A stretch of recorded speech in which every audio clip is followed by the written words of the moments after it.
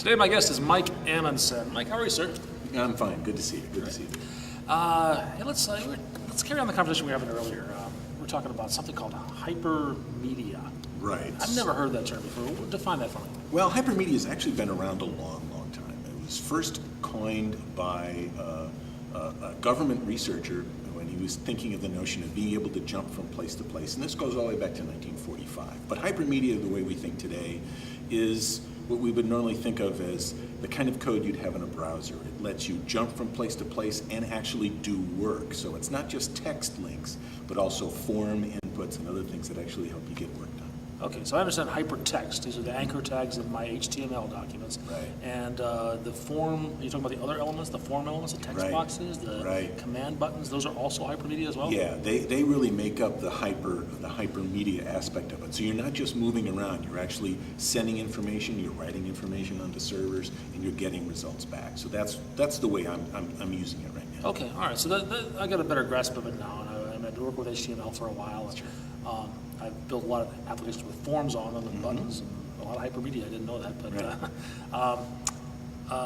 but you were saying something that there's some things that people are doing wrong right now with the web. Right. What I think is going on is what I love is that we're finally talking about data and web APIs. I've got a web API for my service. And more services, whether they're social media services or any other kind of data services, are exposing their data so that other people can use them. And they're using this API pattern. However, one of the things that's frustrating me is in order to use these services, I have to write more and more code I didn't used to have to write before.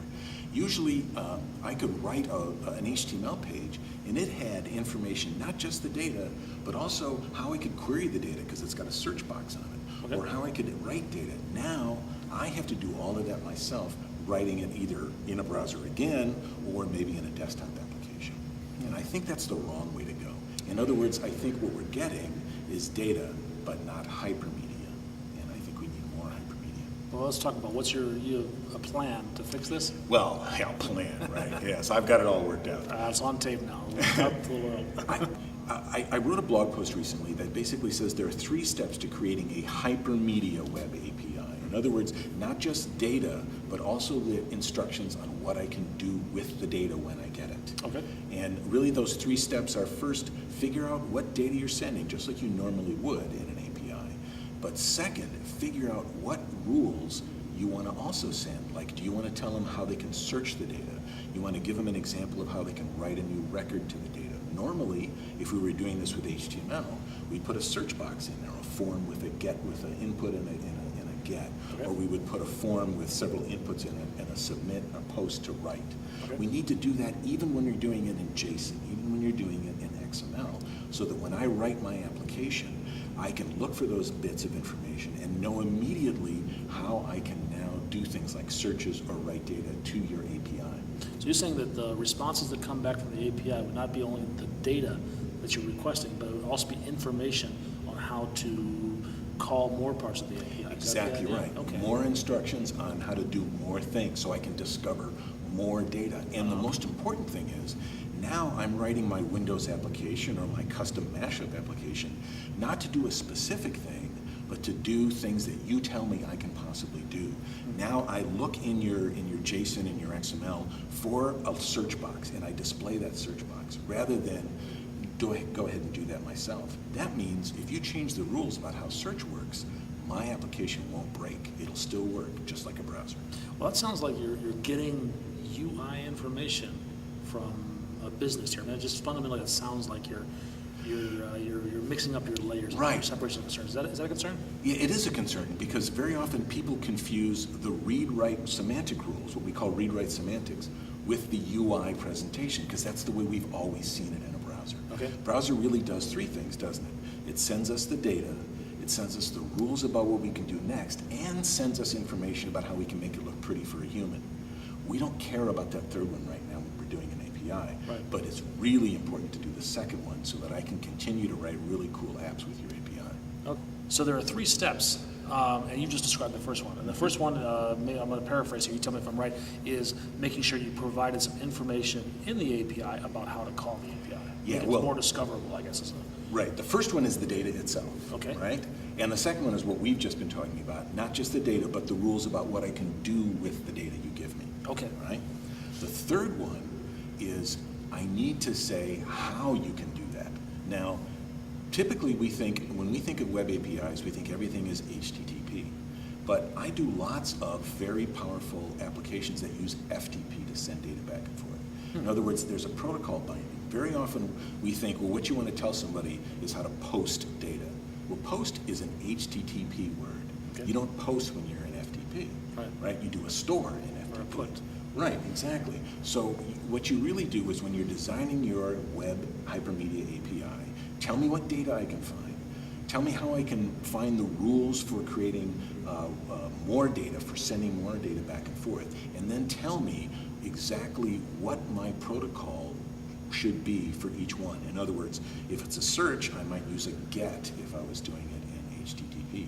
If it's a write and it's an FTP, I might use a store command. So really, you can design this API so that it will work even if you're not using HTTP.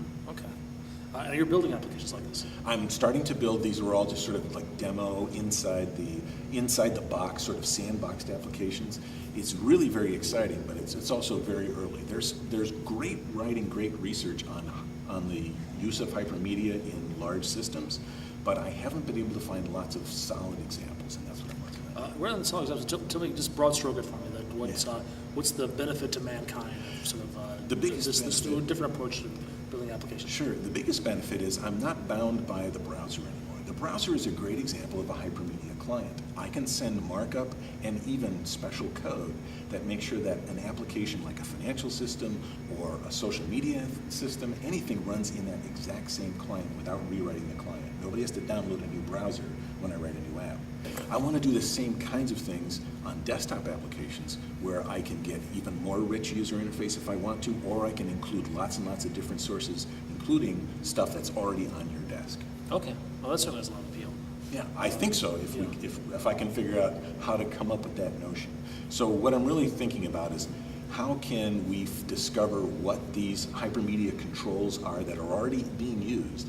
How can we start to apply them to something other than HTML and possibly something other than HTTP? Where are you doing your learning from? What are some resources there? I'm doing a lot of searching. I started to just talk about this. I'm actually looking at all sorts of media types that have been built in the last 15 to 20 years, not just HTML, but SMIL, Atom, there's a thing called High Time, there's RDF, there's all these other different data formats that are out there. How are they being used? They have hypermedia controls in them. And what are those hypermedia factors? Distill those into a group and then see if you can express those in sort of a generic kind of way. And that's what I'm excited about right now. Yeah, and you're writing about it on your blog? Yes, writing it on the blog now and hopefully starting to have some sample applications soon. Some great people are helping me by testing clients. It's really kind of exciting. All right, where's the blog?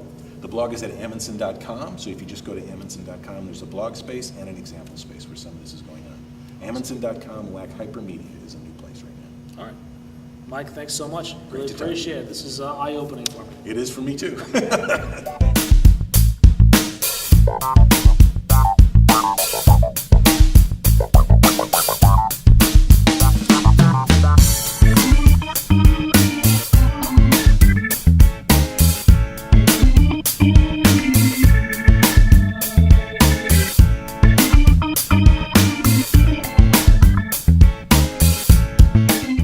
Remember, you can pick your friends, you can pick your technology, you can't pick your friends' technology.